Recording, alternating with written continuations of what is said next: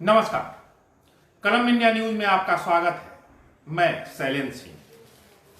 आज बात कई मुद्दों पर होगी। बात आज गुलाम गौस की करेंगे, बात एनडीए में टूट को लेकर होने वाले दावों की करेंगे, बात आज आरजेडी एमएलसी सुनील सिंह की भी करेंगे।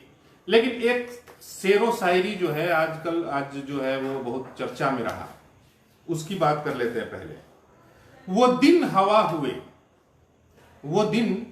हुए जब पसीना भी गुलाब था। वो दिन हवा हुए जब पसीना भी गुलाब था। अभी इत्र भी मिले, अभी इत्र भी मलो, तो मोहब्बत में दम नहीं। जी, आज बात गुलाम गौस की करेंगे। ये जो शायरी अभी पढ़ी उन्होंने गुलाम गौस साहब ने मीडिया से बातचीत करने के दौरान ये बोली। हालांकि इसका मतलब जो है वो निकाला गया कि राहुल गांधी जी ने का जो विवाद चल रहा है अभी फ्लाइंग किस वाला, उससे जोड़ करके इन्होंने ये शायरी सुनाई, लोगों को, मीडिया को बताई। क्योंकि इससे पहले दिल्ली से चलकर ये बिहार तो पहले ही ये मुद्दा आ गया था, नीतू सिंह बयान दे चुकी थी। अब गुलाम गौस जो जेडीयू के एमएलसी हैं, बहुत पुराने नेता रहे हैं, जानकार आदमी हैं, शेरो शायरी में बड़ी दिलचस्पी रहती है उनकी। हर बार अपनी बातों को रखने के लिए डायरेक्ट बयान न देके शेरो शायरी के तहत जो है वो बयान देते हैं। लेकिन इस बयान के मतलब काफी गहरे हैं। मतलब आप शेरो शायरी में लोग इसको मजाक में ले लें या फिर इसको सीरियस नोट पे ले लें, अपनी बातों को उन्होंने रख दिया। अब उसके मायने कई निकाले जा रहे हैं। इसका मतलब साफ तौर पे ये है कि जो आरोप राहुल गांधी पर लग रहे हैं, उन्होंने उनका बचाव किया है। उनका कहना है कि भाई साहब, एक जो है एक उम्र होती है, एक उम्र तक ये चीजें ठीक रहती हैं, ठीक लगती हैं, लेकिन उम्र बीतने के बाद चीजें, आरोप अगर लगा रहे हैं आप, तो एक उम्र बीतने के बाद वो ठीक नहीं लगती। हालांकि इन चीजों को पॉलिटिकली, आप समझिए कि इन चीजों को पॉलिटिकली जो है वो स्प्रेड करने की कोशिश की जा रही है। एक तरफ से बीजेपी है, दूसरी तरफ से इंडिया गठबंधन वाले हैं। जो एक तो कांग्रेस नेत्री जो है वो नीतू सिंह कल अपने नेता के बचाव में उतरी। अब जो है अपने गठबंधन धर्म का ये निभा रहे हैं कि भैया जेडीयू भी इंडिया की पार्ट है, मतलब गठबंधन की हिस्सेदार है, तो ऐसे में बयान तो देना लाजमी बनता है कि भैया साथ में है तो बयान तो देना ही है। लेकिन इसे लेकर के कई तरीके की बातें हो रही हैं। अब कई लोग कहेंगे कि भैया महिलाओं को लेकर के ये चीजें हो रही हैं, है ना। अब देखिए, अब बचाव में लोग कई तरीके की बातें कह जाते हैं, है ना, तो वो अमर्यादित हो जाते हैं बचाव में। हालांकि ऐसा होना नहीं चाहिए। देखिए, महिलाओं की इज्जत है, हर चीज है, समाज है, सामाजिकता में रहना है, आप नेता हैं, आप लोगों की बात करना, है ना, तो ऐसे में आपको ऐसी भाषाओं से बचना चाहिए, ये मेरा मानना है ना। दूसरी चीज, एक बड़ी खबर जो देखिए सभी जगह चर्चा तो हो रही थी कि लोकसभा में जो चीजें हुई उस पर नीतीश का बयान आया, सारी चीजें हुई, लेकिन एक बड़ा बयान उन्होंने दिया कि एनडीए में टूट हो सकती है। ये बहुत बड़ा बयान है, क्योंकि देखिए, एक प्रदेश के मुखिया है नीतीश कुमार, भले ही उनकी पार्टी जो है वो कम सीटों पे होल्ड करती है, लेकिन लगभग 2 दशकों से वो सीएम है। हालांकि भले ही कई बीजेपी हो चाहे दूसरी पार्टियां हो, वो आरोप लगाती रही हैं कि भैया ये भूल रहे हैं, चीजों को याद नहीं रख पाते हैं, बहुत सारी चीजें होती हैं। लेकिन बड़ा दावा जो है नीतीश कुमार की तरफ से किया गया है कि एनडीए में टूट हो सकती है और होगी। उनका तो कहना है कि टूट होगी। आप देख लीजिएगा, 2024 का लोकसभा चुनाव होना है, ऐसे में ये टूट संभव है और हो सकता है। तो अब आपको बताते हैं कि एनडीए में ये कहां, किसके बारे में ये बात कर रहे हैं कि टूट हो सकता है। देखिए, अभी एनडीए में बिहार में अगर एनडीए में बिहार की बात करें तो बिहार में मुख्यतः 3 पार्टियां जो हैं इनके साथ में है। वो 3 पार्टियां हैं, एक है एलजेपी जो पुरानी पार्टी थी जिस पर पशुपति पारस ने अपना हक जमा लिया, यानी कि पार्टी को तोड़ के जो उन्होंने बनाया, जिसको बोल रहे हैं कि एलजेपी पारस गुट, है ना। तो वो एक पार्टी एनडीए में है। दूसरी पार्टी एलजेपी रामविलास जिसको होल्ड करते हैं चिराग पासवान। ये 2 पार्टियां हो गई। और एक अभी अभी जीतन राम मांझी एनडीए में शामिल हुए, जो अपने बेटे संतोष मांझी को जो है इन्होंने कैबिनेट से इस्तीफा दिलवा करके और एनडीए में शामिल होकर बताया जा रहा है कि गया लोकसभा सीट को लेकर के। अच्छा चलिए वो सब अलग बात है, लेकिन ये मुख्यतः एनडीए में 3 पार्टियां सम्मिलित हैं। कभी वीआईपी भी इनके साथ हुआ करती थी, लेकिन वो अभी अलग है, न वो अभी फिलहाल न इंडिया में है और न एनडीए में है। तो ऐसे में वो अपना प्रचार प्रसार, देखिए अभी यूपी तक वो प्रचार अपना 4.5 करोड़ वाला रथ लेके यूपी में भी घूम रहे हैं। तो और उपेंद्र कुशवाहा जो अभी नीतीश कुमार के साथ थे, कुछ दिन पहले उन्होंने नीतीश कुमार को छोड़ दिया और बीजेपी का गुणगान कर रहे थे, लेकिन अभी वो शामिल नहीं हुए हैं एनडीए में। हालांकि कहा जा रहा है कि वो एनडीए में शामिल होंगे। तो मुख्यतः जो है यही 3 पार्टियां शामिल हैं, 2 पार्टियों पर अभी कुछ कह नहीं सकते। हालांकि उपेंद्र कुशवाहा को लेकर के है कि वो एनडीए में ही जाएंगे। तो अब नीतीश कुमार जो है वो किन पार्टियों को लेकर के कह रहे हैं और उसका बिहार पर क्या असर होगा, इसको समझने की कोशिश कीजिए।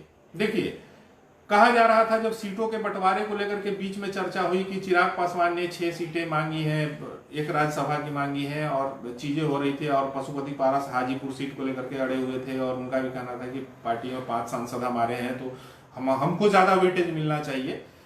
तो बीच में चर्चा चली थी कि पशुपति पारस हो सकता है कि इंडिया में, अगर मान लीजिए कि एनडीए में है अभी और 2024 में जब सीटों का बंटवारा होगा तो अगर मनमाफिक चीजें नहीं होंगी तो हो सकता है कि इंडिया में यानी कि महागठबंधन में शामिल हो सकते हैं। तो वो चर्चा थी। तो शायद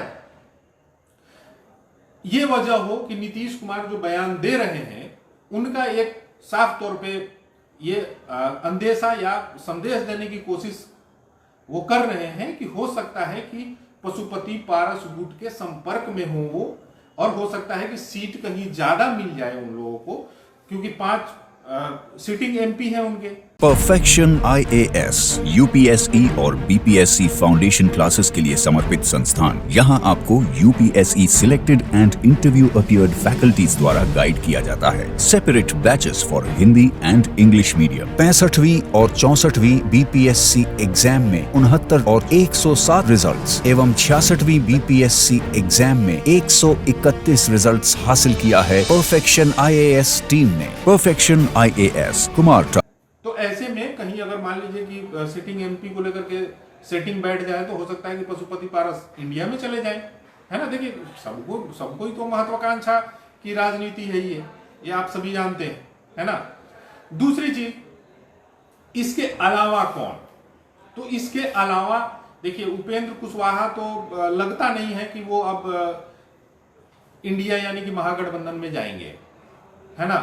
तीसरी चीज, जो चिराग पासवान की पार्टी है वो भी नहीं जाएगी, क्योंकि ऑलरेडी वो पहले से ही उनकी बातचीत चल रही है और लगभग बात फाइनल है सीटों को लेकर के। चौथी पार्टी हम हो गई, तो हम भी अभी जो है वो छोड़ के अभी गए हैं वो लोग, है ना। तो ऐसे में इतनी जल्दी जो है वो आने की संभावना कम है।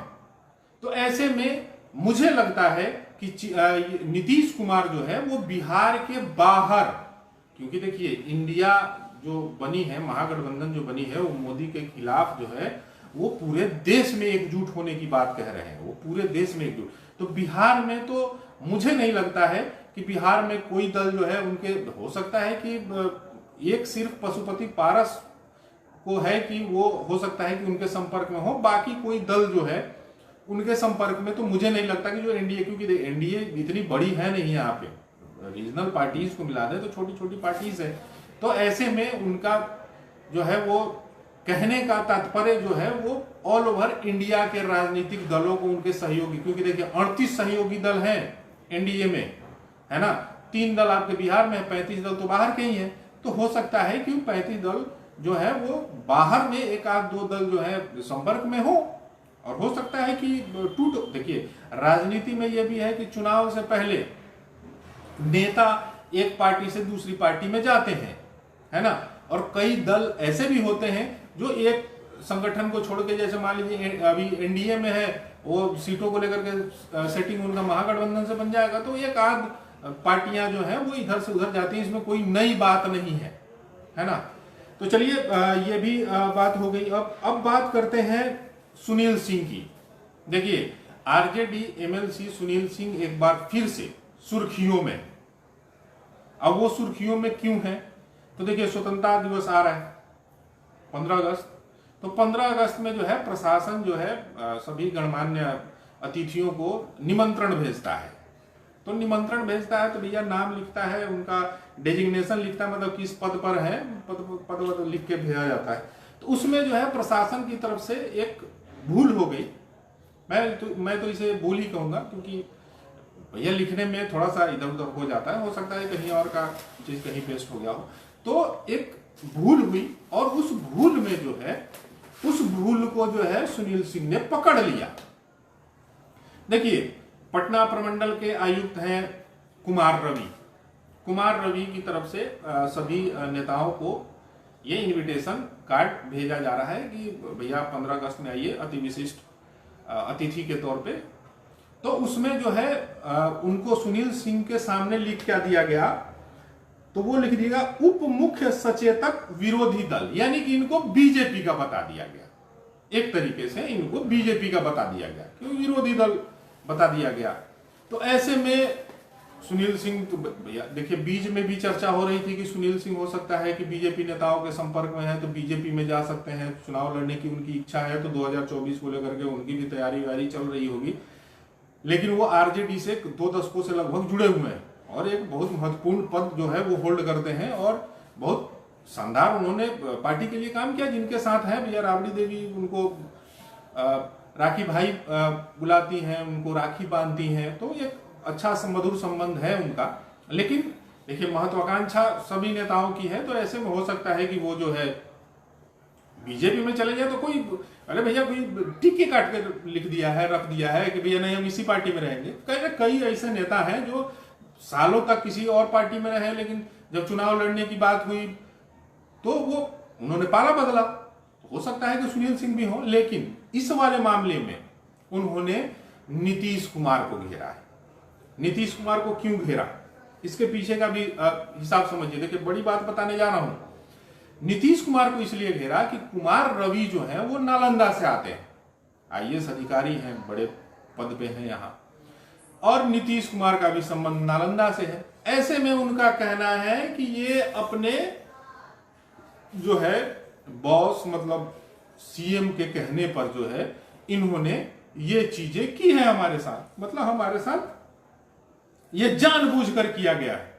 देखिए इसमें ऐसा है कि राजनीति के लिए मुद्दों की जरूरत नहीं पड़ती, आप मुद्दे तो वो निकाल लेते हैं, क्योंकि देखिए मुद्दे तो इतने हैं। अब मान लीजिए कि प्रशासन की तरफ से लिपिकीय गलती हो गई है ना, लेकिन सुनील सिंह ने इस चीज को पकड़ा, भैया अब मुझे भी इनविटेशन दिया जाएगा और मुझे ही कुछ और नाम कुछ और लिख दिया जाएगा, और जो है प्रचार कुछ और कर दिया जाएगा, उसमें नाम कुछ और लिख दीजिए, पद कुछ और लिख दीजिए, तो भैया तो मुझे तो बुरा लगेगा ना।